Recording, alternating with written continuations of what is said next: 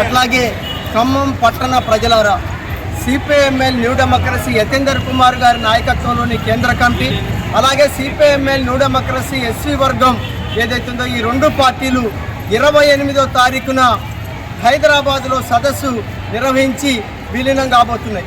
ఈ విలీన సభ దేనికి తోడ్పడుతుందంటే, రానున్న కాలంలో మతోన్మాద బీజేపీ ప్రభుత్వం ఏదైతున్నదో అది తీసుకొస్తున్నటువంటి ఒక ఫాసిస్టు ధోరణులు ఏవైతున్నాయో, ప్రజల మధ్య ఐక్యతని తీసుకొచ్చేటువంటి ఒక వైఖరి ఏదైతుందో దానికి వ్యతిరేకంగా బలమైనటువంటి ఒక ప్రజా పోరాటాలకి తోడ్పడుతున్నది.